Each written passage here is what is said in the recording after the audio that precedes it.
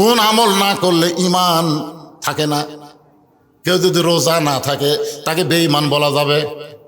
কথা বলেন আপনারা, বেঈমান বলা যাবে? রোজা না থাকলে তাকে বেঈমান বলা যাবে না। হজ না করলে তাকে বেঈমান বলা যাবে না।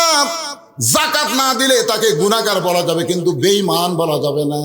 কিন্তু একটা আমল না করলে সঙ্গে সঙ্গে সে বেঈমান হয়। সে আমলটা হলো লা সালাতা লা ঈমানা। যার নামাজ নাই তার ঈমান। সবাই জোরে বলা লাগবে। এ কথা কি আমার না রাসূলের? তো নবীর কথার সাথে কি আপনারা একমত না দ্বিমত? আচ্ছা, নামাজ না পড়লেন না, কিন্তু তাই বলে নবীর কথার সাথে একমত হবেন না? লা সালাতা লা ঈমানা। যার নামাজ নাই তার কোনো ঈমান নাই।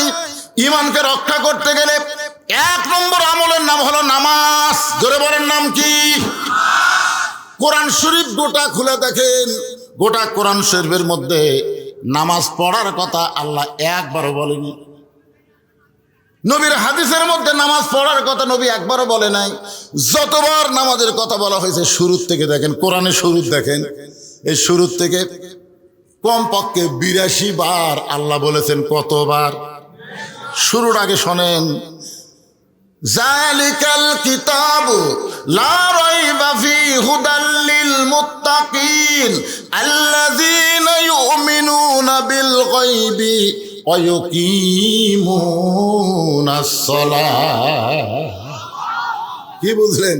এখানে নামাজ পড়ার কথা আছে না কায়েমের কথা? এখন আপনারা বলেন, নামাজ পড়ার কায়েমের মধ্যে তফাৎ কি? আল্লাহর নবী নবুয়তের 10ম বছরে 5 ওয়াক্ত নামাজ পাইছে। এরপরে নবী কিন্তু 3 বছর মক্কায় ছিলেন।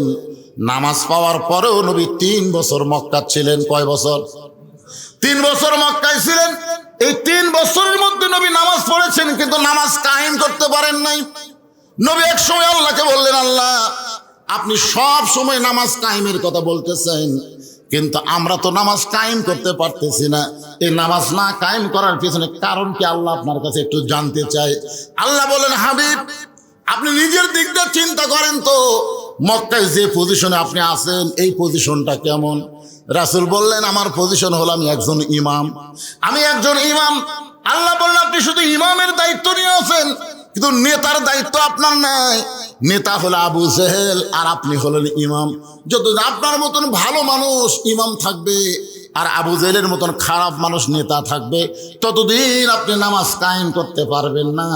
নামাজ কায়েম করতে গেলে শুধু ভালো ইমাম হলে হবে না, ভালো নেতাও হওয়া লাগবে। আমার কথা কি বুঝবার পারতেছেন? আমাদের বাংলাদেশে যদি আমরা নামাজ কায়েমের আন্দোলন করতে চাই, তাহলে শুধু মসজিদের ইমাম ভালো করলে হবে না, সমাজের নেতাগুলো আমাদের ভালো হওয়া লাগবে। প্রয়োজন বোধে ইমাম যদি না আসে, তাহলে নেতাকে খুতবা দেওয়া লাগবে, নেতাকে নামাজ পড়ান লাগবে। আপনারা বলেন তো, সামনে ইলেকশনে যারা নেতার পরিচয় নিয়ে আপনাদের কাছে ভোট চাবে, তাদেরকে যদি আপনারা বলেন, ভাই আজকে আমাদের খতিব সাহেব আসে নাই, আজকে জুম্মায় আপনাকে খুতবা দেওয়া লাগবে, সবাই পারবি না? সবাই পারবি না? আবার কয়, শোনেন, আরে আচ্ছা, এই আজান চারিদিকে কতক্ষণ হবে? খালি আধা ঘন্টা ধরে হবে আজান। কি হতে বললাম কে রে? আপনার আজান দিতে 5 মিনিট শেষ হয়ে যাবে, এটি শেষ হতে উঠি দিতে দেয়। আর ঠিক আছে ভাই, আমি ওয়াজ করে খুব একটা মজা পাচ্ছি না। আজানটা একটু শেষ হোক, এই ফাঁকে আপনাদের কাছে একটু গামছা যাবে, মসজিদের উন্নয়ন করবে। 10 টাকা, 20 টাকা, 50 টাকা, 100 টাকা, যে যা পারেন, আমি আপনাকে প্রাণ ভরে কলিজা ভরে ওয়াজ শোনাবো ইনশাআল্লাহ। চিন্তা করেন না, সময়ের চিন্তা করেন না। ঘড়ি আমার হাতে আছে, একবারও দেখিনি। আপনার এই ব্যাগ পার্টি কোথায়? ব্যাগ পার্টি, এই ব্যাগের কামটা হয়ে যাচ্ছে দেখি। যাও ভিতরে যাও বাবা, যাও, আজানে দিয়ে শেষ হয়ে যাক। এদিকে আপনার পকেট থেকে 10 টাকা, 20 টাকা, 50 টাকা, 100 টাকা, 1000 টাকা, যে যা পারেন। তবে মন আপনাকে 1000 টাকা ব্যাগত দিবি না।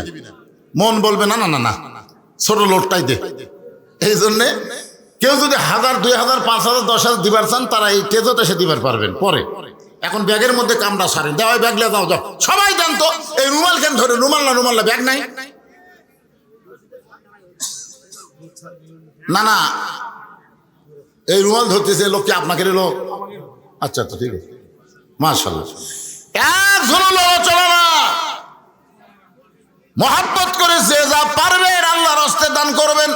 পিছন দিক থেকে একজন বলতে যে হুজুর ছাদ ঢালাই হবে, ছাদ ঢালাই করবার গেলে কলম তোলা লাগবে। কলম তোলা লাগবে না? কলম তোলা লাগবে, তারপরে ছাদ হবে বহুত। এখন আপনাকে হাতের জন্য টাকা না থাকে, আজকে এই হাজার হাজার জনগণ যদি মন চায়, এই বিজ্ঞাপনে যাদের নাম আছে, যাদের নাম আপনারা বড় আশা করে দিচ্ছে, ওনারা কি আইসে এখানে বিশেষ অতিথি, আমন্ত্রিত অতিথি? মাত্র 5-7 জন।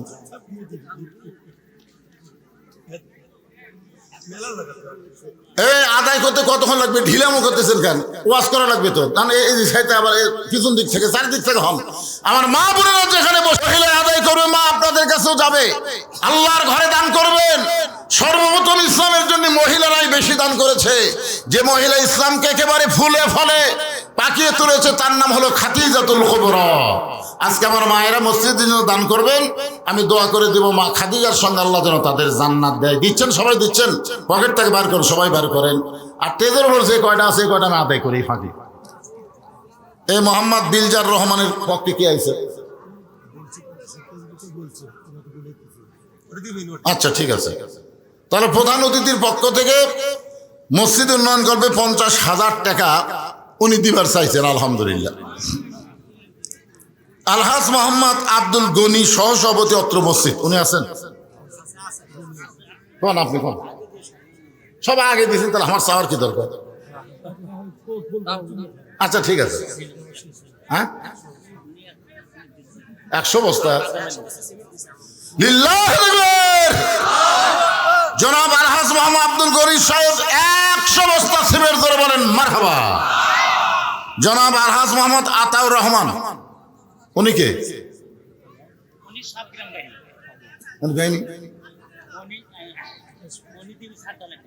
আচ্ছা 60 ঢালার দিনে উনি দিবে, অসুবিধা নেই।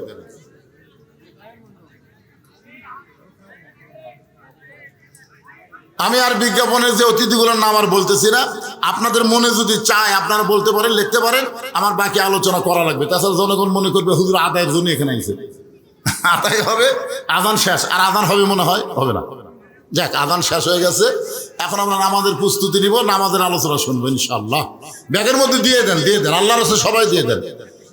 হ্যাঁ, একটু জিকির করেন, লা ইলাহা ইল্লাল্লাহ, লা ইলাহা ইল্লাল্লাহ, লা ইলাহা, লা ইলাহা ইল্লাল্লাহ মুহাম্মাদুর লিল্লাহ আকবার। একটা আমরা লাল করে কইছি, এরা লাল দেখে লাল, এর আসলে নাম দেখি লালি। মাশাআল্লাহ। আরে 10,000 টাকা উনি নগদে দিচ্ছেন, আর 20,000 টাকা, আরো 20,000 টাকা, কত হয়ে গেল লাল? আরো 20,000, মানে এটা বাদ দেই। সর্বসাকুল্যে 30,000 টাকা ধরে বলেন মারহাবা। নগদে 10,000, বাকি 20,000। লাল মিয়া কি করে আপনারা জানেন? যত জায়গায় আমি মাহফিল করে, আমার প্রত্যেকটা ওয়াজে ভিডিও করে। তার একটা পেজ, তার একটা ইউটিউবের ব্যবসা আছে। আল্লাহ যেন সেই ব্যবসার মধ্যে বরকত দেয়, জোরে করে আমিন। সে কিন্তু আমাকে আজকের মাহফিলে দাওয়াত দিয়েছে। আমার সময় বার করা খুবই কঠিন, অত্যন্ত মহব্বত করে। আমি তার জন্য প্রাণ খুলে দোয়া করে, আল্লাহ এই লাল বাবাজিকে তুমি তোমার পরহেজগার বান্দার মধ্যে কবুল করে নাও, জোরে কোন আমিন। দানকারী গো পিতা মাতা, সুখে রাইখো কবরে, নূরের টুপি পরাইয়া উঠাবেন রোজ হাসরে। আর কেউ আছেন এরকম 5,000 10,000 টাকা দেওয়ার মতন? টেজের পর কেউ আছেন? যদি থাকেন দিয়ে দেন ভাই। আবার একবার ওয়াজ বন্ধ করে আবার আদায় করা কষ্ট। এখনই 5টা মিনিট আমি আদায় করি। আপনাদের মধ্যে কেউ কেউ আছেন 2 বস্তা 5 বস্তা 10 বস্তা সিমেন্ট দেওয়ার জন্য? একটু বলেন। মসজিদ নির্মাণ করা লাগবে ভাই, উন্নয়ন করলে তো হবে না, নির্মাণ।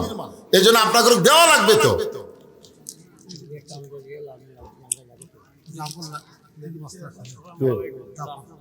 জাফর 3 বস্তা সিমেন্ট করবে দান। জাফরের দানকে আল্লাহ আপনি কবুল করেন। হেলাল বাবা, হেলাল এদের নাম আছে এখানে? হেলালের নাম আছে নাকি? রেজাল্ট কত দিছে? রেজাউল হক 5,000 টাকা নগদে করছে দান। আল্লাহ রেজাউল হকের দানকে কবুল করেন।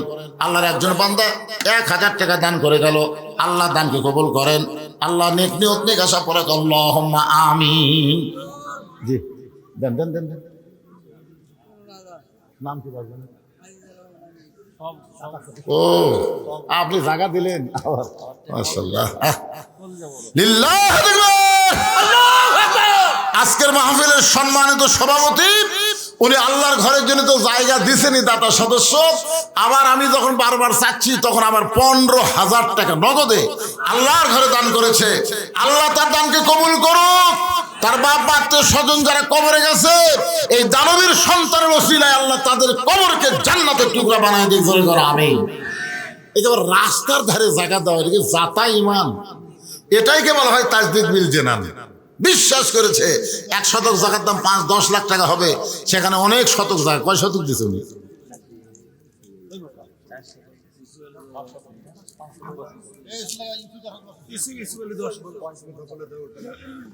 ইউসুফ বলে আল্লাহ তোমার বান্দার 10 বস্তা সিমেন্ট ধরে গান মারহাবা। দেলোয়ার হোসেন এটা 5 শতক জায়গা উনি দান করছেন। চিন্তা করেন, আল্লাহ 1 কোটি টাকার জায়গা দান করছে। এটা কি জাতা কথা মনে করছেন? এগুলো তো আমি খালি চোখে দেখতে পাচ্ছি না ভাই।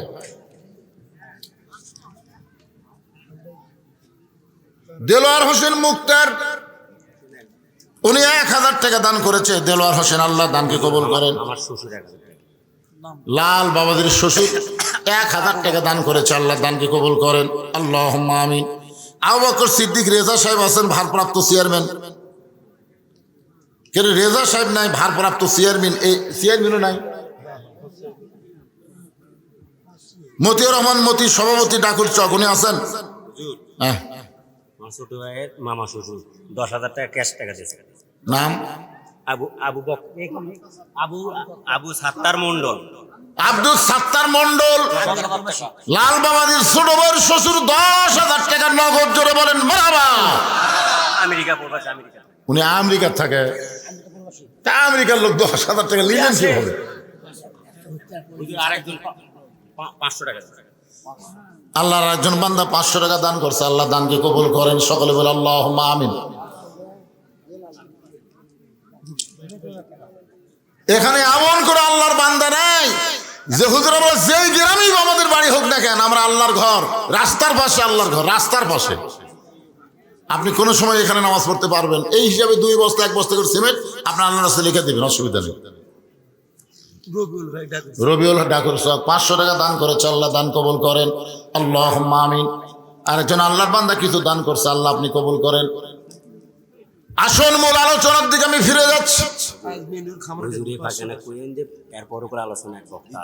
আরে সবই কমতো কে বলবো, আজের লাইন তুই কিনে পারে। আরেকজন 500 টাকা দান করছে, আল্লাহ দানকে কবুল করেন। সকলে বলে আমিন। কি ওয়াজ করতেছিল মনে ভুলে গেলে তো হবে না। হ্যাঁ, তাজদিক বিল জেনারের ওয়াজ শেষ করে আমল বিল আরকানের মধ্যে ঢুকলাম। আর আমল বিল আরকানের 1 নম্বর আমল হলো নামাজ। ধরে করে 1 নম্বর আমল কি? যার নামাজ নাই তার ঈমান নাই। লা সালাতা লা দীনা, যার নামাজ নাই তার কোনো ধর্মই নাই। আজকে সেই নামাজের ঘর মসজিদ, সেই মসজিদকে কেন্দ্র করে আজকের এই জান্নাতের বাগান লাগছে। এখন আপনাদের কাছে আমার প্রশ্ন হলো, এই নামাজটা নবী পাইছিলেন নবুয়তের 10 বছর বয়সে। ধরে কোন কয় বছর? মনে ভুলে গেলে তো আমার মনে ভুললে হবে না। 10 বছর বয়সে পাইছে। তারপরে 3 বছর নবী মক্কা ছিলেন। গোপনে গোপনে নামাজ পড়েছেন, কিন্তু নামাজ কায়েম করতে পারেন নাই। আজান দিবার পারেন নাই, জামাত করে পড়তে পারেন নাই। গোপনে গোপনে নামাজ পড়েছেন, কিন্তু প্রকাশ্যে নামাজ পড়তে পারেন নাই। নবী বলেন, আল্লাহ আপনি যত জায়গায় নামাজের কথা বলেছেন প্রত্যেক জায়গায় বলেছেন আকিমুস সালাত, নামাজ কায়েম করো। কিন্তু আমরা যেইভাবে করতেছি এইটা তো নামাজ কায়েম হচ্ছে না। এইটা হলো নামাজ পড়া বাংলাদেশের মতন। কোন দেশের মতন? নামাজ পড়া বাপ পড়ে, বেটা পড়ে না, দাদা পড়ে, লাঠি পড়ে না। যখন হয় চামড়া ঢিল, আল্লাহর সাথে দেয় মিল। জুয়ান বয়সে নামাজ পড়ে নাই, বুড়া বয়সে সিয়াল্লা মসজিদ গেছে, আছে না নাই? ওর খতিয়ান খুলে দেখবেন, খতিয়ান একটা খতিয়ান আছে না নাই? খতিয়ান খুলে দেখবেন, ওই সারা জুয়ান বয়সে অন্যায় অপকর্ম করছে, বুড়া বয়সে শয়তানক বলতেছে, কেরে পাগলা তুই যে বুড়া হলো, তোর চামড়া ঢিল হলো, যারা নামাজ পড়তেছে এরকে নামাজ নষ্ট করা লাগবে না। সিয়ার নিয়ে যারা মসজিদে যায় এরা কিন্তু নামাজে না, এরা শয়তানের এক ভাই, শয়তানের এক ভাই। কারণ মসজিদে নামাজ পড়ার জন্য না, মসজিদ হলো জামাত করার জন্য। জোরে করে কথা ঠিক না? আর জামাত করবার গেলে কাতার সোজা করা লাগবে। কাতার সোজা না করে কেউ নামাজ পড়লে সওয়াব পাবেন, কিন্তু জামাতের 27 গুণ সওয়াব পাবেন না। 27 গুণ সওয়াব পাবার গেলে পায়ের গোড়ালির সঙ্গে গোড়ালি মিল করে কাতার সোজা করে দাঁড়াতে হবে। এখন যেই বেটা সিয়ারি লেগেছে, ওই যেই কাতারত আছে ওই কাতারের লোকেরা নামাজের সওয়াব পাবে, কিন্তু জামাতের সওয়াব পাবে না। সৌদি প্রবাসী শিবুর স্বামী 10,000 নগদ দান করছে। এগুলো সব লেখা তো ও আজকে যখন করবেন করে কত টাকা লাগবে, টাকা আদায় করে দেবেন, অসুবিধা নেই। সৌদি প্রবাসী শিবুর স্বামী 10,000 টাকা দান করছে। আল্লাহ দানকে কবুল করে। আল্লাহ আপনার কবার চাচ্ছি মসজিদ হবি না, একবারে 3 তালা হবি। দেখেন আগে নামাজের জিনিসটা শোনেন না কেন? এখন চিন্তা করে দেখেন, যেই কাতারে চেয়ার আছে সেই কাতারের লোকের নামাজ হবে, কিন্তু জামাতের সওয়াব কথা কয় না একেবারে, জামাতের সওয়াব। কারণ জামাত করতে গেলে পায়ের গোড়ালির সঙ্গে গোড়ালি মিল করে দাঁড়াতে হবে, কিন্তু যেই বেটা চেয়ারে বসছে ওর পায়ের গোড়ালি গুটি। এই জন্য আপনাকে দুইজন সুস্থ মানুষ ওর চেয়ার ধরবেন, এ তো উঠবার চাবি না, আপনার 2 জন চেয়ার ধরে বলবেন, ভাই তোর জন্য আমরা সব কমতি নেবো না, বড় কষ্ট করে জামাত পড়বার আসছি, তুই পিছনে তো শান্ত রাখলে 2 নম্বর কাতারে থাকবেন। 2 নম্বর কাতার লোক করে এর জন্য তো আমাকে সব কমবি। ও কেমন ধরে 3 নম্বর কাতারে, 3 নম্বর কাতারে, না না না না, এই তো আমাকে কাতার থাকলে হবে না। শেষ পর্যন্ত দেখা যাবে চেয়ার পার্টি বারান্দাত গেছে। ধরে কার কথা ঠিক না? খোঁজলা দেখেন, যেই শ্যালো মিশিং চালু করে না, বছর অন্তর চালু করে, ওরা চালু করবার গেলে ঠেকা আছে, ঠেলা আছে না নাই? হয় না, কারণ বল বিয়ারিং সব জাম মারছে। বল বিয়ারিং জাম মারলে চালু হবে? ওই সারা জীবন নামাজ না পড়ার কারণে আর হাঁটুর বিয়ারিং, কোমরের বিয়ারিং সব জাম মারছে, এখন রুকু সেটা করবার পারে না, সিয়ারিলে নামাজ পড়ে। আর কোন ব্যক্তি যদি যৌবন কালে নামাজ পড়ে, বুড়া বয়সে যদি চেয়ারি নামাজ পড়া লাগে, লা ইউকাল্লিফুল্লাহু নাফসান ইল্লা উসআহা, আল্লাহ কোরআনে বলেছেন, বাংলাদেশে সরকারি চাকরি যারা করে, বুড়া বয়সে চাকরি করবার না পারলে সরকার যেমন তাকে পেনশনে বেতন দেয়, যৌবন বয়সে যারা নামাজ ধরেছে, বুড়া বয়সে যদি ঠিক মতো জামাত পড়বার না পারে, যেখানেই তারা নামাজ পড়বে আল্লাহ পেনশনের সওয়াব তার আমল নামায় দিয়ে দিবে।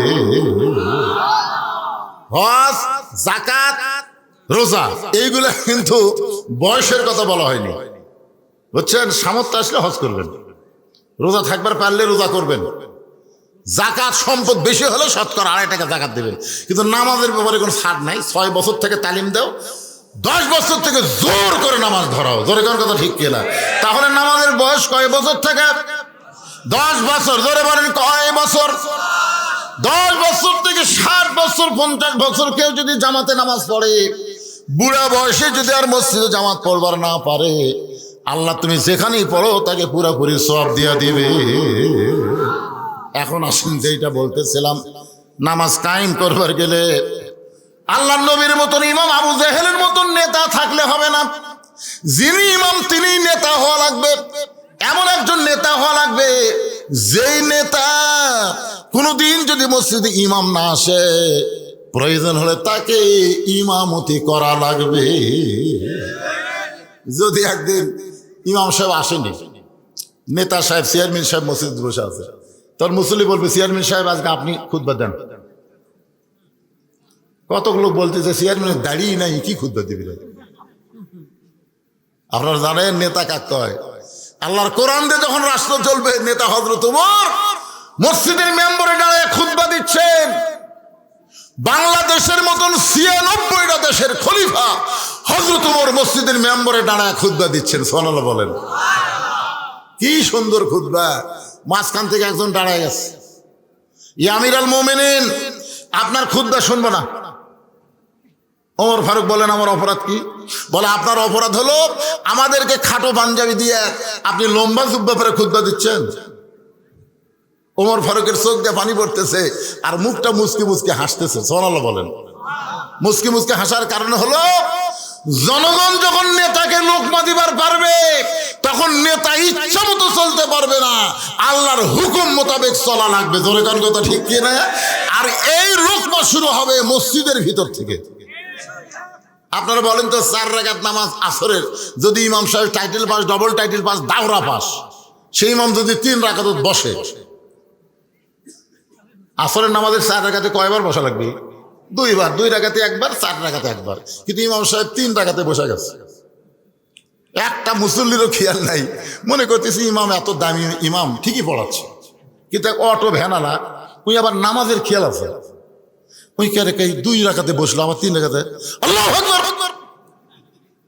ইমাম মনে মনে কয় তুই তো ভ্যার চলে খাস, তুই যতই লোক মাতে 41 সালের আগে এখন উঠবো না। এই মনে করে যদি ইমাম বসা থাকে, আপনার বলেন তো মসজিদের মুসল্লি কার পক্ষে যাবে? ইমামের পক্ষে না ভ্যানালার পক্ষে? কেন?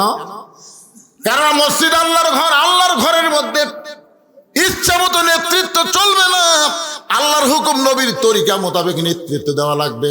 ওমর ফারুক খুশি হওয়ার কারণ হলো ওদের জুব্বা খাটো, পাঞ্জাবি খাটো, আমার লম্বা দেখে ওরা খুতবা লোকমা দিয়েছে।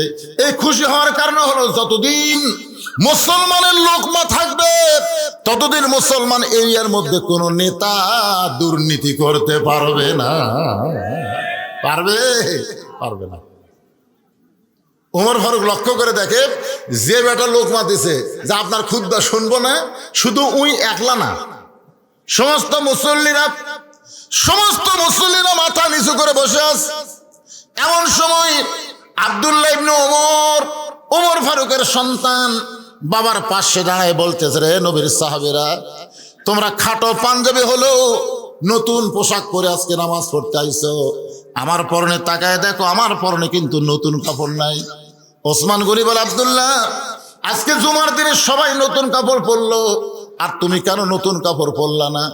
আব্দুল্লাহ বলতেছে, আমি যদি আজকে নতুন কাপড় পরতাম তাহলে আমার বাবার জুব্বা লম্বা হতো না।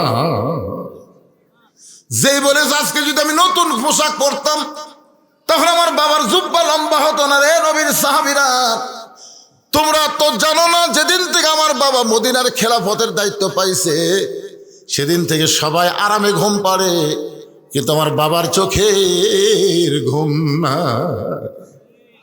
বাংলাদেশের 64 জেলায় জামাতের আমির নির্বাচন হলো, নেতা নির্বাচন হলো, সবাই আমরা ইউটিউবের মাধ্যমে, ফেসবুকের মাধ্যমে দেখলাম প্রত্যেকটা নেতার চোখে পানি। কোনো জায়গায় আমির নেওয়া নিয়ে, নেতা নেওয়া নিয়ে কোনো গন্ডগোল নাই, কারণ জানে কোরআনের সৈনিক হলে তাদের উপর আল্লাহর পক্ষ থেকে আলাদা একটা দায়িত্ব আছে। এই দায়িত্ব পালন করা যে কত কঠিন। আব্দুল্লাহর মা বলে, স্বামী গো, আপনি কি ঘুমাবেন না? ওমর ফারুক কান্দারে বলে, বিবি, যতদিন মদিনার খলিফা হয়নি ততদিন তোমার বুকের মধ্যে, আমার বুকের মধ্যে তুমি ঘুম পারছো।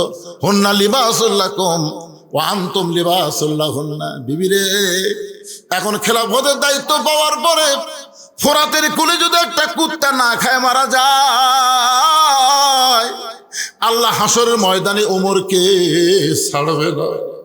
আব্দুল্লাহ কান্দের বলে, নবীর সাহাবীরা শোনো, বহুদিন আমার মাকে দেখেছি গভীর রাত্রে দরজায় দাঁড়িয়ে থাকতে। আমি বললাম, মা, আপনি দরজায় দাঁড়িয়ে আছেন, আপনি কি ঘুমাবেন না? আমার মা কান্দের বলে, বেটারে, তোর বাবা ওমর যেদিন থেকে মদিনার খলিফা হয়েছে সেদিন থেকে রাত্রিবেলা ঘুমায় না, সারা রাত মানুষের কে কেমন আছে দেখার জন্য চোরের মতন ঘুরে বেড়া। রে নবীর সাহাবীরা শোনো, আমি যখন আব্দুল্লাহ ঘুমায় গেছে, আমার বাবা আমার দরজায় গিয়ে ডাকতেছে, আব্দুল্লাহ, আব্দুল্লাহ বলে। আমি দরজা খুলে তাকায় দেখি বাবার হাতে একটা পাঞ্জাবি। আমি খুশি হয়ে বললাম, বাবা, বাইতুল মাল থেকে আমার একটা পাঞ্জাবি দিল, আপনি গভীর রাত্রে আর একটা দিবার আইছেন। সঙ্গে সঙ্গে ওমর ফারুক আল্লাহর কোরআন থেকে তেলাওয়াত করলেন, ইন্নাল্লাহা ইয়ামুরুকুম আন তুআদ্দুল আমানাতি ইলা আহলিহা ওই হাকামতুম বাইনান নাস আন তাহকুমু বিল আদল। আব্দুল্লাহ, তুই কি মনে করছিস বাজান? তুই একটা পাঞ্জাবি পাইছিস, আমি তোকে আর একটা দিয়ে বেড়াইছি না রে আব্দুল্লাহ, না, এই পাঞ্জাবিটা আমার ভাগে পড়েছে। তুই বল, আমি একটা ইমাম মানুষ এত খাটো পাঞ্জাবি গায়ে দিয়ে যদি খুতবা দেই তাহলে কেমন দেখায়? আব্দুল্লাহ বলে, বাবা তাহলে আমি কি করব? ওমর ফারুক বললেন, তোর পাঞ্জাবিটা আমাকে একটু দান করে দে, তোর পাঞ্জাবিটা আমাকে একটু দান করে দেবে, কারণ তুই তো আর ইমাম না, আমি হলাম ইমাম। আব্দুল্লাহ বলে, গভীর রাত্রে আমার জামাটুকু আমার বাবাকে দান করে দিলাম। বাবা তার জামা আমার জামা একত্র করে লম্বা জুব্বা বানায় বাবা খুতবা দেয়। এখন বলো, আমার বাবার খুতবা শোনা যায় কি না যায়? সমস্ত সাহাবীরা চিল্লায় বলে, আল্লাহর কোরআন দিয়ে যখন রাষ্ট্র চলবে, আল্লাহর কোরআন দিয়ে যখন রাষ্ট্র চলবে, এমন ভালো মানুষকে নেতা হিসাবে মুসলমানেরা দেখতে পাবে। মানুষের তৈরি আইন দিয়া বাংলাদেশ চললে ভালো নেতা দেখা যাবে না। ডক্টর কামালের সংবিধান দিয়ে বাংলাদেশ চললে ভালো নেতা দেখা যাবে না। ভালো নেতা যদি আগামীতে দেখতে চায়, আল্লাহর কোরআনের কোনো বিকল্প রাস্তা না। আল কোরআনের আলো সংসদে জালো, সব জায়গায় জালো, খালি ঘরে ঘরে তো হবে না, সব জায়গায়। কোরআন কি খালি ঘর? ঢাকা ওয়াসা কোম্পানি একটা টাঙ্কি বানাচ্ছে, টাঙ্কির ধারণ ক্ষমতা হলো 2 কোটি লিটার, 6-7টা ডিপ টিউবওয়েল দিয়ে অনবরত পানি তুলতেছে। ওই টাঙ্কি থেকে পাইপের মাধ্যমে ঢাকার প্রত্যেকটা বাসায় পানি সাপ্লাই হয়। বাসার লোকেরা ওই টাঙ্কির পানি পান করে, টাঙ্কির পানি বাড়ির ট্যাবের মাধ্যমে গোসল করে, পান করে, যখন যা ইচ্ছে করে উজু করে।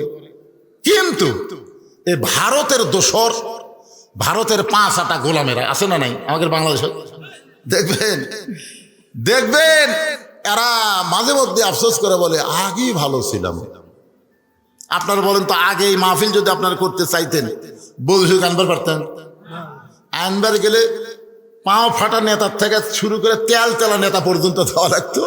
সব নেতা যখন একেবারে অনুমতি দিল, তখন থানার থেকে বলতেছে চলবে না। কেন চলবে না? বধূশীত তো ডাকাত বক্তা। আমি বল, ডাকাত বক্তা? আমার একটা ওয়াজ বার আছে, সেদিনটা পুলিশ আমার উপর খেপা। সে ওয়াজ হচ্ছে, চোরও যা পুলিশও তাই, চোর চুরি করে আর পুলিশ চাঁদা খায়। বাংলাদেশে কোনো বক্তা বলেনি রে এই মাল কোসে, এই মাল। চোরও যা পুলিশও তাই, চোর চুরি করে পুলিশ কথা কয় না কেন? চোর পুলিশ ঘুরতে ঘুরতি কে কছে? হ্যাঁ, সেই থাকা থানা আমাকে দেখবার পারে না ভাই। আমাকে একবার বগুড়া জেলার এসপি, উনি এখন অবসরপ্রাপ্ত, বাধ্যতামূলক ভাবে সরকার তাকে অবসর দিচ্ছে, নাম হলো মোজাম্মেল হক। নাম শুনছেন? বগুড়া 100 এসপি ছিল। আমাকে বাড়ির থেকে ধরে নিয়ে আসলে, আমাকে বাড়িতে ধরে এসে বলতেছে, আপনাকে ক্রস ফায়ার দেওয়ার হুকুম হয়ে গেছে। Cross fire. এসপি আমাকে বলতেছে সন্ত্রাসের মতন ভাষা, যে আপনার ক্রস ফায়ার দেওয়া হবে। আপনি কেমনে বলেন? 2 নেতা কোলাকুলি করলে পেট থেকে বুক থাকে না, মানে নেতার পেটে 10 মাসের বাচ্চা আছে, এ কথা আপনি কেমনি করেন? মানে প্রত্যেকটা নেতারা মন খারাপ, পুলিশ মন খারাপ, শেখ হাসিনা ফকুরনি, খালেদা জিয়া ফকুরনি, এরা সবাই মন খারাপ। ধরে কোন কথা ঠিক কিনা? আয় হায় হায় রে। এগুলো বলার পিছনে কারণ হলো, একটু মনোযোগ দেবেন। ওই ওয়াসা কোম্পানির টাঙ্কি থেকে পানি প্রত্যেকটা বাসায় সাপ্লাই হয় পাইপের মাধ্যমে, কিন্তু দেশীয় শত্রু আর ভারতের দালাল আছে না নাই? এরা গভীর রাতে টাঙ্কির ছাপনা খোলে, ওই টাঙ্কির ভিতরে একটা মরা মোষ ঢুকে দিচ্ছে, একটা মরা মোষ ঢুকা দিছে, ঢুকাতে আবার ছাপনি লাগা দিছে। এই মোষটা আস্তে আস্তে ফুলে উঠতেছে, পচতেছে, পচে গোলা গোলা গোলা গোলা প্রত্যেকটা বাসাত ওই পানিগুলো চলে যাচ্ছে। মরা মোষের সাথে পানির যদি একটা ধাক্কা খায়, তাহলে পানি পাক থাকে না নাপাক হয়? এখন এই পানিগুলো বাসার যাচ্ছে, বাসার লোকেরা গিলাসের মধ্যে পানি নিয়ে কোরআন শুদ্ধম রব্বুহুম শারাবান তাহুরা। আপনি যতই কোরআন পড়ে পানি পান করেন, পানি পাক হবে না যতক্ষণ পর্যন্ত ট্যাঙ্কি পবিত্র না হবে। ধরে কোন কথা ঠিক কিনা? এই ট্যাঙ্কির নাম হলো সংসদ। আগামী ইলেকশনে আমরা 300টা ভালো মানুষ ওই সংসদ পাঠামো, যারা কোরআন শরীফ বুকেলে সাইদি হুজুরের মতন আদালতে যায়। সাইদি হুজুর যতবার আদালতে গেছে কোরআন শরীফ আছে না নাই, দরকার আছে না নাই? হ্যাঁ, এইরকম 300 ভালো মানুষকে আমরা সংসদে পাঠাবার চাই। কোন চোর, বাটপার, দুর্নীতিবাজ, এই মমতাজের মতন পাগলি, মাহিয়া মাহির মতন জোকার, ফেদ্দুসের মতন নায়ক, এই শালারা যেন সামনে চান্স না পায়। ধরে কথা বলেন না কেন?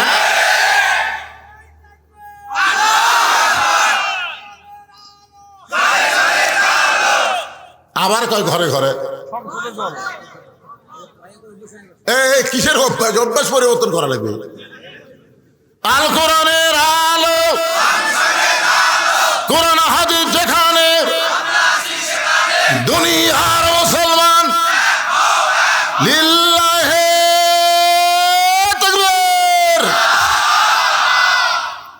আল্লাহ তাআলা বললেন, হাবিব আপনি শুধু ইমাম থাকলে হবে না, আপনাকে নেতা হওয়া লাগবে। যতক্ষণ পর্যন্ত আপনি নেতা না হবেন ততক্ষণ পর্যন্ত নামাজ কায়েম হবে না। তখন রাসূল বলল, আবু জেহেলের যে বিশাল গুরু, আমি টুপিওয়ালা দাড়িওয়ালা, আমার যে কয়টা সাহাবী এরা তো সব দুর্বল, এক সন্ধ্যা ভাত পাই, 3 সন্ধ্যা পাই না। এই নেতার বিরুদ্ধে আমরা কেমনে লাগবো? আল্লাহ বলতেছে, যে পরিবেশ মক্কা চলতেছে এই পরিবেশে আপনাকে আবু জেহেলের সাথে টক্কর দিবে আমি বলতেছি না। তো রাসূল কয় তাহলে কোথায় যাব? বলে দরকার হলে মক্কা পরিবর্তন করে আপনাকে মদিনায় যাওয়া লাগবে। আল্লাহ রাসূল মদিনায় হিজরত করলেন। সুবহানাল্লাহ বলেন।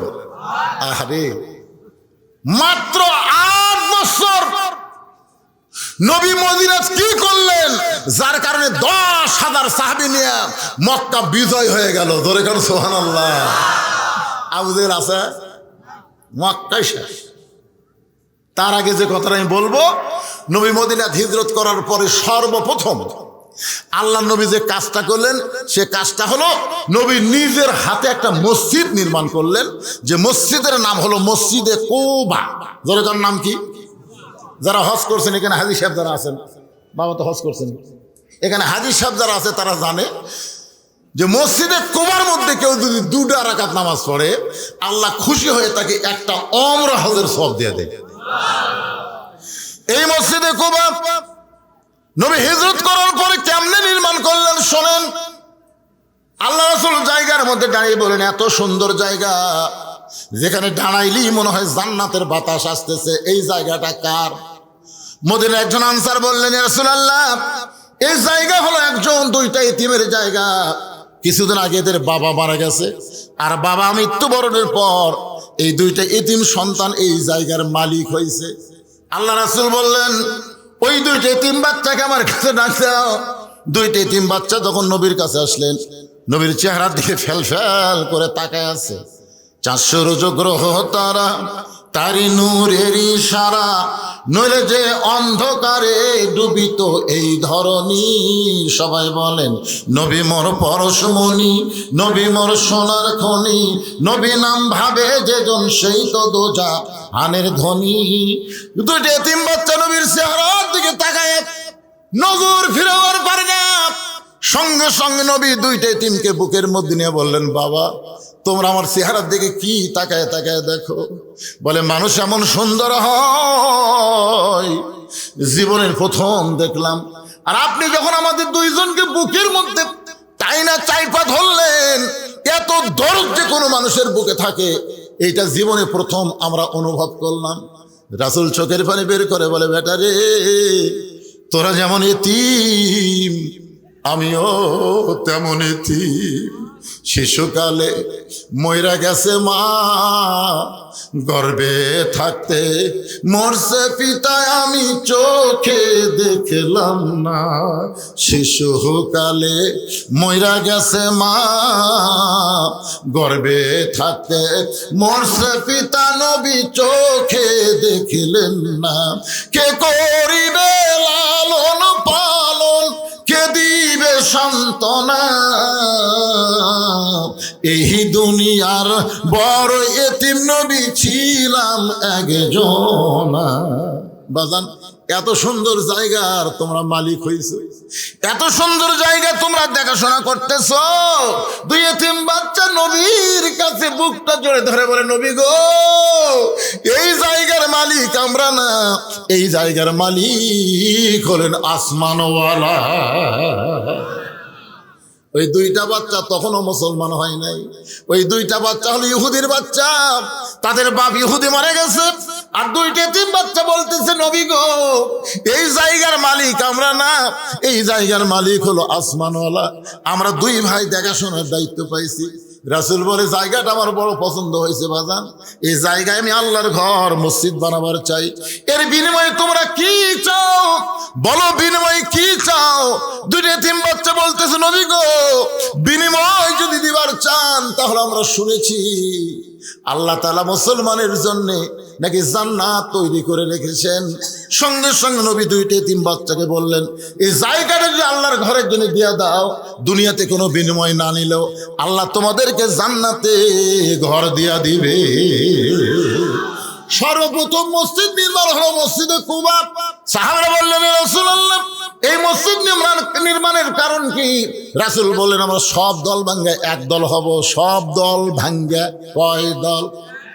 আপনাকে এই মসজিদে আওয়ামী লীগের মধ্যে যারা নামাজ পড়বে, বিএনপির মধ্যে যারা নামাজ পড়বে, জামাত ইসলাম, তাবলিগ, পীর মুরিদি যারা নামাজ পড়বে, মুয়াজ্জিন যখন আজান দেবে, আপনার বলেন তো এক এক দল কি এক এক মসজিদের জন্য যাবে, না সব দল এক মসজিদে যাবে? এই মসজিদ বানানোর কারণ হলো সব দল ভাঙ্গা আমাদেরকে এক দল হওয়া লাগবে। মসজিদের মধ্যে যখন ঢুকবেন তখন আপনি আওয়ামী লীগ থাকবেন না, বিএনপি থাকবেন না, জামাত থাকবেন না, পীর মুরিদি থাকবেন না, সব ভাই কাতারবদ্ধ হয়ে কালোর কাছে ফর্সা, ফর্সার কাছে কালো, উঁচার কাছে নিচু, নিচুর কাছে উঁচা, ধনীর কাছে গরিব, গরিবের কাছে ধনী, এমনকি এসপির কাছে চকিদার পর্যন্ত দাঁড়িয়ে যাবে। ধরে কারণ ঠিক কিনা? নেতার কাছে তার সামচা ডালাবে। বলা হয়েছে পায়ের গোড়ালির সঙ্গে গোড়ালি মিল করবা, কাতারবদ্ধ হয়ে নামাজ পড়বা। সবাই যখন দাঁড়াইছে, আওয়ামী লীগ দাঁড়াইছে, বিএনপি দাঁড়াইছে, জাতীয় পার্টি, সবাই কাতারবদ্ধ হয়ে দাঁড়ায় গেছে। এক কাতারের মধ্যে দুই কাতার, তিন কাতার হয়েছে। এমন সময় ইমামতি কে করবি? হুজুর, একটা হুজুর নাই। একজন বলতেছে, হুজুর না থাকলে কি হবে? ইসলামী দলের একজন আছে। কোন দল? কথা কন না কেন? কোন দল? কয় নম্বর কাতারত? কয় 4 নম্বরত। আমি বুঝানোর জন্য বলতেছি, এখন আপনারা বলেন তো, ইসলামী দলের যে লোকটা 4 নম্বর কাতারে আছে, সে যদি নামাজ পড়াবার পরে তাকে আপনার 4 নম্বরে রাখবেন না সামনে দিবেন? সামনে না 4 নম্বরে? তার মানে বোঝা গেল এলেম যারা আছে, কোরআন যারা আছে, আল্লাহর সঙ্গে যার সম্পর্ক আছে, সেই মানুষটাকে আর কাতারের মধ্যে রাখবেন না, তাকে আপনারা সামনে দিবেন।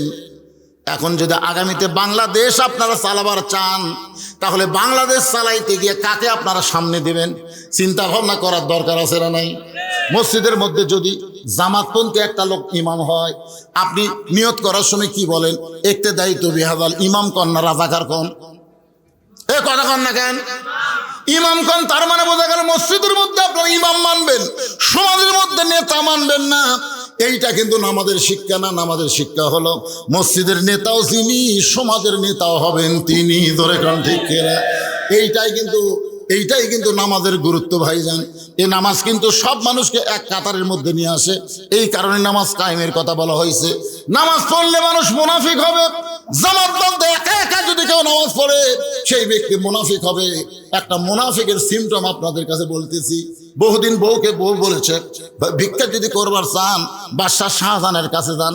বাদশাহ শাহজাহানের কাছে গিয়ে কান্দা কান্দা করবেন, এমন ভিক্ষা দিবে আর কোনোদিন ভিক্ষা করা লাগবে না। এখন বইয়ের বুদ্ধি শুনে ফকির চলে গেছে বাদশাহ শাহজাহানের রাজ দরবারে। একজন মন্ত্রীকে বলতেছে, বাদশাহ কোথায়? বলে, বাদশাহ ওই ঘরের মধ্যে ঢুকছে। ফকির ঘরের বসে দিয়ে দেখে ঘরের দরজা বন্ধ, একটা জানালার পাল্লা খোলা আছে।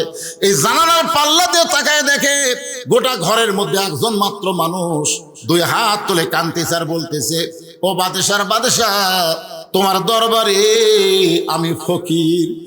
ফকির বলে চোখের পানিতে গাল ভিজে দেয়। ফকির চিন্তায় পড়ে গেল, বইয়ের বুদ্ধি শুনে আসলাম বাদশার কাছে। আয়সা দেখি বাদশা নিজেই ফকির হয়ে কাঁদতেছে। বাদশা যদি নিজেই ফকির হয় তাহলে আমার মতন ফকির তো পাওয়ার কিছুই নাই। মন খারাপ করে যখন ফকির চলে যাচ্ছেন, এমন সময় দারোয়ান বলতেছে, বাবা আপনার কি বাদশার সাথে দেখা হয়েছে নাকি? ফকির রাগ করে বলে, এ দারোয়ানের বাচ্চা দারোয়ান, খালি দরজা পাহারা দিস, ভিতরের খবর জানিস না? ভিতরের খবর যদি জানিস তাহলে এরকম বলতে পারতিস না। তোরা যাকে বাদশাহ বাদশাহ বলে পূজা করতেছিস, আমি নিজের চোখে দেখলাম ফকির হয়ে কাঁদতেছে। সব দারোয়ান ফকিরকে ধরেছে। এমন সময় বাদশাহ শাহজাহান মুনাফিক বের হয়েছে। ধরে কান কি বের হয়েছে? কথা কয় না। মুনাফিক বের হয়েছে কারণ একলা নামাজ পড়ে, জামাতে নামাজ পড়ে না। জামাতে নামাজ পড়লে তার মধ্যে কোনো অহংকার থাকবে না। তেলতলা পায়ের কাছে ফাটা পা জোড়া লাগবে। জোরে কোন কথা ঠিক কিনা? কিন্তু একলা একলা যখন নামাজ পড়ে নিজে কিন্তু হাসে না। তাহাজ্জুদ নামাজ পড়ে, যায় নামাজ খোঁজে। জোরে কোন কথা ঠিক কিনা? কিন্তু একলা একলা বাদশাহ শাহজাহান একলা একলা কায়েম, ফকির ফকির ফকির, চোখ দিয়ে পানি ছাইড়া দিছে। সব দারোয়ান ধরে, কেউ কিল মারে, কেউ ঘুষি মারে। ফকির চিল্লে বলে, যতই মার মারিস না কেন, নিজের চোখে দেখা জিনিস মিথ্যা বলা যাবে না। এমন সময় বাদশাহ শাহজাহান বলে, রে দারোয়ানরা, কারে মারতেছো, কেন মারতেছো? বলে, জাহাপনা আপনি নাকি ফকির হয়ে গেছেন, আপনি বাদশাহ নাই।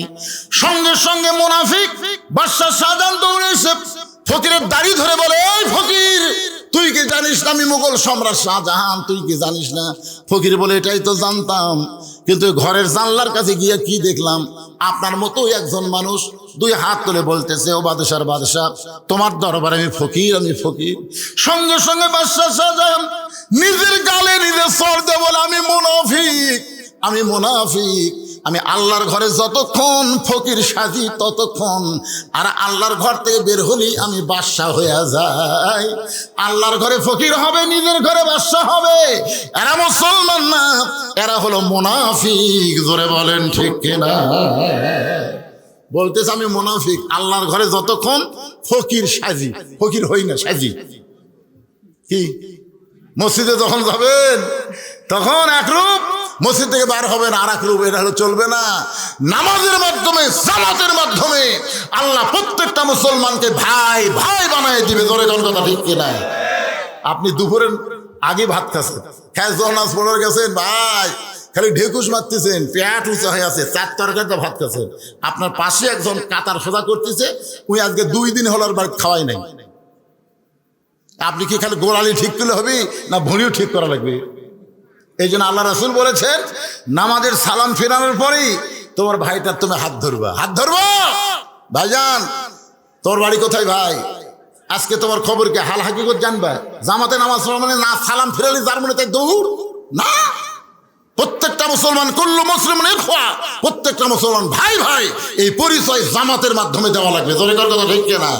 আপনারা বলেন তো, যারা খালি নামাজের জামাত করে তাদের কথা ভিন্ন, যারা জামাত ইসলাম করে, বাংলাদেশের যে কোনো এক জায়গায় যদি কোনো ভাই বিপদে পড়ে আর এক ভাই দৌড়ে গিয়ে তাকে সাহায্য করে। জোরে কথা ঠিক কিনা? খালি নামাজের জামাত করলে হবে না, ইসলামেরও জামাত করা লাগবে, ইসলামেরও দল করা লাগবে। কথা আমার বুঝতে পারতেছেন? এখন তার অ্যাঙ্গেলে মার লাগবে না, ডাইরেক্ট মারতেছে, অসুবিধা কি? একটু মনোযোগ দিয়ে শুনবেন। আল্লাহর বান্দারা, যে আয়াতে কারিমা তেলাওয়াত করেছি, আস্তাইনু বিসসবরি ওয়াস সালাহ ইন্নাল্লাহা মা'আস সাবিরিন। যদি আমরা আল্লাহর কাছে কিছু পাওয়ার চাই তাহলে ধৈর্য আর নামাজের ভিতর দিয়ে চাই। এটা বললেন কেন? কারণ আমরা সব জায়গায় ধৈর্য, একটা জায়গায় আমাদের ধৈর্য কম, সে জায়গা হলো মসজিদ। জোরে কোন ঠিক কিনা? আপনারা বলেন তো, কোন জায়গায় যে আপনার বেশি ঘড়ি থাকেন? সবাই বলতেছেন না। যদি মসজিদে একটা দেওয়াল ঘড়ি থাকে আর আপনার হাত ঘড়ি থাকে, আপনি কমপক্ষে 3 বার দেখবেন। দেখার পরে পাশের ডাক বলতেছেন, কে ভাই আর কয় মিনিট? বলছে এখনো 3 মিনিট আছে ভাই। হামনে আসলে বলতেছে এখনো 3 মিনিট ভাই। তখন বলতেছে আজ ঘড়ি লড়তেছে না ভাই রে। আল্লাহ বলতেছেন বিসসবরি ওয়াস সালাহ। পাগলা, নামাজের মধ্যে গিয়ে ধৈর্য যদি না থাকে তোর নামাজই হবে না, আমার কাছে চাও হবে না। আর সালাম ফিরানোর সাথে সাথে, সালাম ফিরেছে কি, সালাম ফিরানোর সাথে সাথে আপনি মোনাজাত করবার হুকুম কে দিচ্ছে আপনাকে? বিসবরি ওয়াস সালাহ। যদি আল্লাহর কাছে কিছু পাওয়ার চান, ধৈর্য আর নামাজের মাধ্যমে চাইতে হবে। দোয়া দরুদ করতে হবে কমপক্ষে 2 থেকে 3 মিনিট। রাসূল দোয়া দরুদ করেছেন, সালাম ফেরানোর পর দোয়া দরুদ করেছেন। সম্মিলিত মোনাজাত গুরুত্ব না, দোয়া দরুদ করা হলো গুরুত্ব। জোরে করার কথা ঠিক কিনা? এই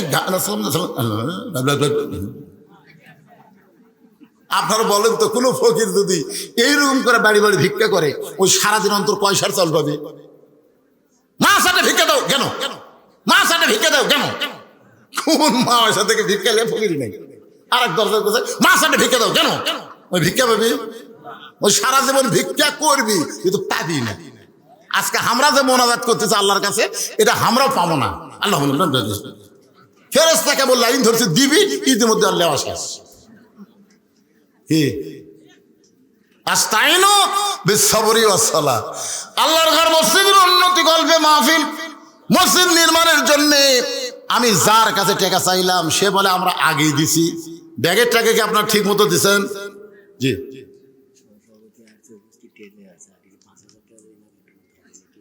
সহসভাপতি আতাউর রহমান উনি আসছেন। কোথায় আতাউর রহমান ভাই, কোথায়, কখন আসছেন? আচ্ছা আচ্ছা, একটা কোন ভাই, আপনি আল্লাহর ঘর মসজিদের জন্য যা পারবেন, জোর জবরদস্তি করা যাবে না। জোর জবরদস্তি করলে চাঁদা হবে, কিছুদিন পর মসজিদের কলম ফাট ধরবি, দরকার নেই। দান হচ্ছে অন্তর থেকে যার যতটুকু, ঠিক কিনা বলেন? দান। আর যখনই বলবেন এত দেওয়া লাগবে, তখন চাঁদা। মসজিদের জন্য আমরা দান চাবো, চাঁদা চাবো না, ঠিক কিনা বলেন? তো সহসভাপতি সাহেব ইচ্ছা মতো কতটুকু পারবেন। আর সোহেল ভাই উনি আগে দিয়েছেন 5,000 টাকা, আজকে আবার নতুন করে কত দিবেন ভাই? সোহেল ভাইকে আজকে 5,000 দিচ্ছে, মাশাআল্লাহ। 5,000 টাকা দান করছে আল্লাহ। সোহেল ভাইয়ের দানকে আল্লাহ আপনি কবুল করেন। জোরে বলেন আল্লাহুম্মা আমিন। বলেন বলেন, সহসভাপতি বলেন। এটা কি? এই আবার প্রশ্ন দিচ্ছে, দেখেন তো প্রশ্নটা আপনাকে সবার জন্য না, খালি একজনের জন্য? আমার উপর গোসল ফরজ হয়েছে, কিন্তু মুখে খাবার আটকে আছে, তাহলে কি আমার ফরজ গোসল আদায় হবে? তাহলে হুজুর,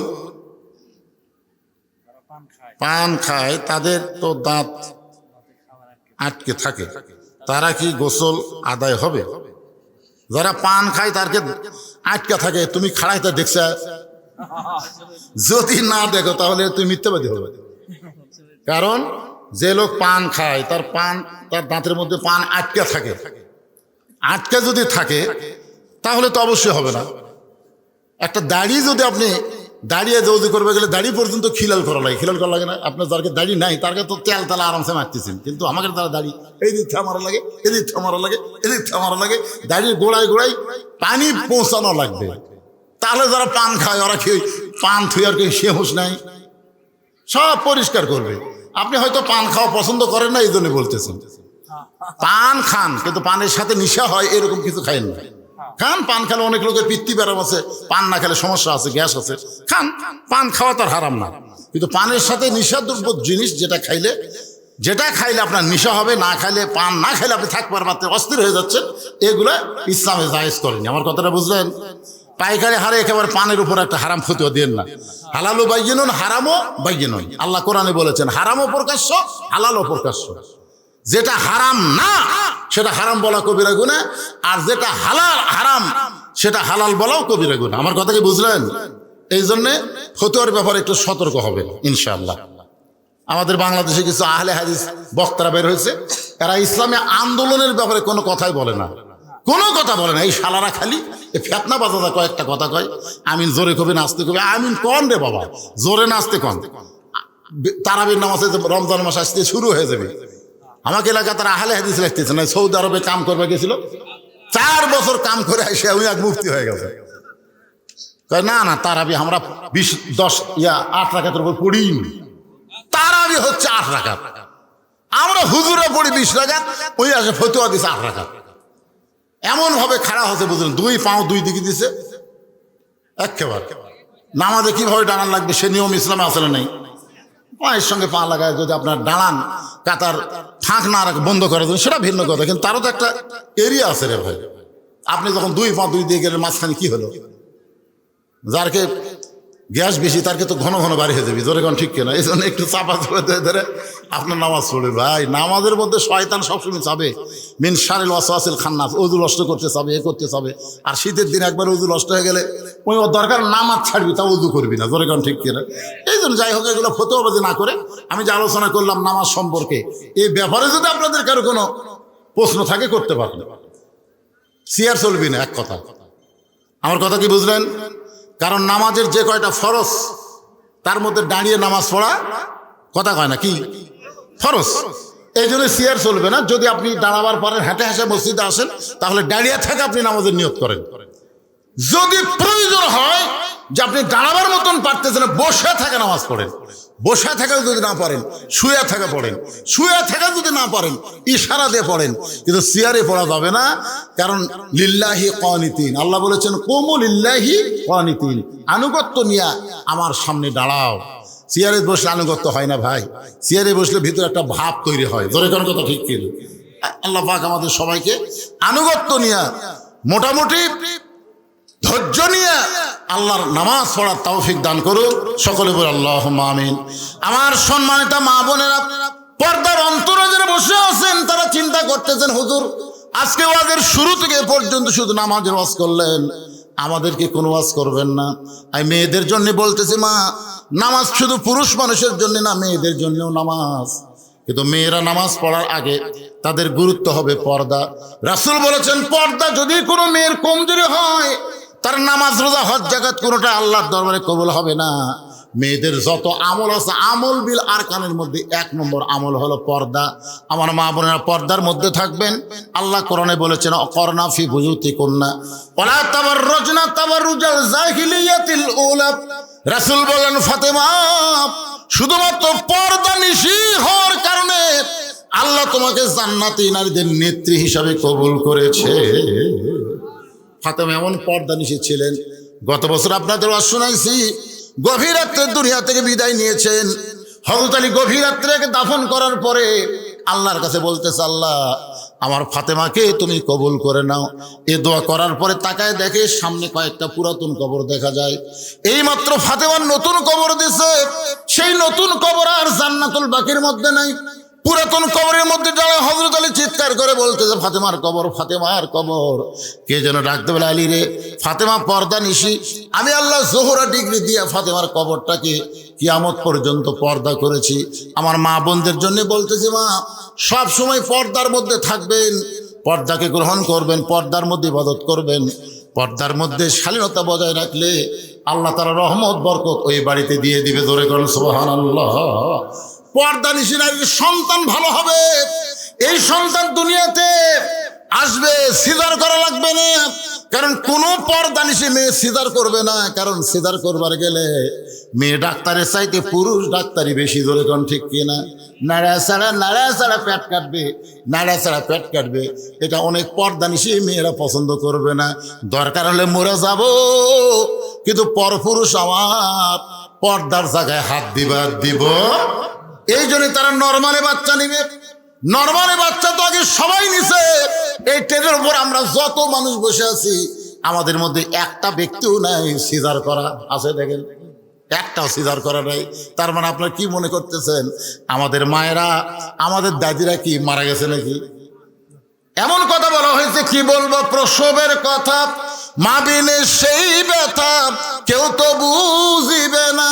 মাজন ঠেকিয়া সন্তানের দায়, ওয়াকালে মা মারা যায়। মায়ের পায়ের তলে আল্লাহ জান্নাত দেওয়ার কারণে একটাই, মা কষ্ট সহ্য করে সন্তানকে প্রসব করে। জোরে কোন সুবহানাল্লাহ। কিন্তু এখন সিজার, এই যে সিজার করার কারণে আমাদের ছেলেরা যে দৌড়াদৌড়ি করতেছে, মাহফিলে বসতেছে না, কারণ কি জানেন? জন্মের 2 দিন আগে ওর মায়ের পেট কাটছে।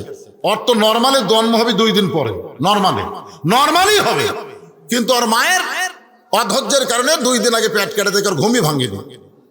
আপনারা যেখানে সিজার করে খোঁজ নিয়েছেন, আমি নার্সের কাছ থেকে খোঁজ নিয়েছি যে সন্তান যখন ঘুম ভাঙে না, তখন ঘুম ভাঙানোর কারণ কি জানেন? এই 2 পা ধরে এরকম একটা আমার দিকে তাকান, মাথার উপর তুল, এইরকম একটা ঘুরান দেয়। ওই ঘুরান ওই বাচ্চা মাথার ঝাঁকি খায় কান্দে ই করে কান্দে ওঠে। এই যে ঝাঁকি খাওয়া খেলো, এখন মোবাইল ছাড়া ভাত খায় না, মোবাইল ছাড়া কান্না বন্ধ হয় না। যেই ছোট বাচ্চা মোবাইল ছাড়া ভাত খায় না, মোবাইল ছাড়া কান্না বন্ধ হয় না, এরা কোনোদিন কোরআনের কর্মী হবে না, এরা মেসি নেইমারের সাপোর্টার হবে। জোরে জোরে কথা ঠিক না? আমি আমার মা বোনদের জন্য বলি, বাংলাদেশে তিনটা জিনিস খুবই গুরুত্বপূর্ণ। একটা হলো বড় ডাক্তারের বইয়ের কোনোদিন সিজার লাগে না, 2 নম্বর মৌলানার বাড়িতে কোনোদিন মিলাদ হয় না, 3 নম্বর পীরের বউ কোনোদিন মুরিদ হয় না। আপনার খেয়াল করে দেখবেন, আমাদের বগুড়া জেলার যত বড় ডাক্তার আছে, একটা ডাক্তারও সিজার করে বাচ্চা রায়নি, সব নর্মালে বাচ্চা আছে। আর মৌলানা যারা এরকে বাড়িতে কিন্তু মিলাদ হয় না, এরা পরের বাড়িতে পড়ায়, কারণ জানে মিলাদ একটা ফাও জিনিস, কামাঘাটে একর করে। আর একটা হলো পীরের বউ মুরিদ হয় না, কারণ হলো পীরের বউ জানে আমার পীর মাঝে মধ্যে মুরিদের বইয়ের দিকে চোখ মারে, এই লুচ্চার হাতে মুরিদ হমো। বাংলাদেশের অধিকাংশ পীরই হচ্ছে লুচ্চা। রামকন কি লুচ্চা? এই শালা লুচ্চারা বাংলাদেশে কখনো চাবে না যে আল্লাহর কোরআন দিয়ে বাংলাদেশ চলুক। জোরে কোন ঠিক কিনা? আপনারা জানেন এই কোরআনের বিরুদ্ধে সবসময় 3 দল আছে। এক দল হচ্ছে আবু জেহেলের মতো রাষ্ট্রীয় শক্তি, 2 দল হলো কোটিপতি পুঁজিপতি, তারা সুদ খাবে, যাকাত দিবে না, কোরআনের আইন তারা বাংলাদেশে বলবৎভাবে দিবে না। জোরে কোন কথা ঠিক কিনা? আর একটা হলো ধর্ম নিয়ে তারা ব্যবসা করে খাচ্ছে। আমার দয়াল বাবার দরবারেতে কেউ ফিরে না খালি হাতে। এই দয়াল বাবারা কোনোদিনও চাবে না বাংলার জমিনে আল্লাহর কোরআন বিজয় হোক। যেরকম ঠিক আমরা চাই এই মসজিদে 5 ওয়াক্ত নামাজ জামাতের সঙ্গে আদায় হবে, নামাজ কায়েম হবে। আগামীতে এই মসজিদ রাস্তার ধারে জল জল করে জ্বলবে। শুধু মসজিদের সুন্দর হবে না, মসজিদের মুসল্লিগুলোকে আল্লাহ সুন্দর করুক, সহি তরিকা মোতাবেক নামাজ পড়ার তৌফিক দান করুক। সকলে বলে আল্লাহুম্মা আমিন। আমি এখানে একটা মোনাজাত করে দিব, এরপরে ইশার জামাত হবে। তারপর আজকের মাহফিলের অন্যতম আকর্ষণ আন্তর্জাতিক খ্যাতি সম্পন্ন মুফাসসিরে কোরআন হযরত মাওলানা ইমদাদ হোসেন জিহাদি ঢাকার বক্তা আপনাদের সামনে ইশার পরে আলোচনা করবে। আমি এখান থেকে বিদায় নিয়ে চলে এসেছি। সংক্ষিপ্ত একটা মোনাজাত। আল্লাহুম্মা আমিন। আয় আল্লাহ তাআলা, দীর্ঘ 2 ঘন্টা সময় ধরে তোমার বান্দাদের সামনে নামাজ সম্পর্কে আলোচনা করেছি। আল্লাহ মেহেরবানি করে আজকের মাহফিল আমাদের সকলের হিদায়াতের জন্য, নাজাতের জন্য কবুল করে নাও। আল্লাহ এশার নামাজের পরে আবার কোরআনের তাফসির হবে, যোগ্যতম আলিমে দ্বীন এখানে আলোচনা করবে। আল্লাহ সকলকে এশার নামাজের পরে আলোচনায় অংশগ্রহণ করার তৌফিক দিয়ে দাও। আল্লাহ আজকের এই মাহফিলে তোমার ঘর মসজিদকে লক্ষ্য করে নগদে বাকিতে যারা দান করেছে, আল্লাহ সকলের দানগুলোকে জান্নাতের বিনিময়ে কবুল করো। আল্লাহ তোমার ঘরের জিনিস জায়গা দিয়েছে, দাতা এখানে বসে আছে। আল্লাহ আজকে আবার 15,000 টাকা নগদে দান করেছে। ও মাবুদ মাওলা, কে কোন নিয়তে কি দান করলো আল্লাহ সবই তুমি জানো।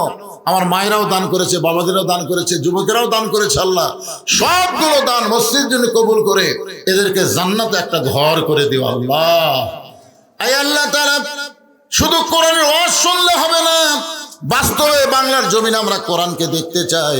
আল্লাহ আগামীতে কোরআন দিয়ে বাংলাদেশ চলবে, এ দৃশ্য আমাদের সকলের দেখার তৌফিক দিয়ে দাও।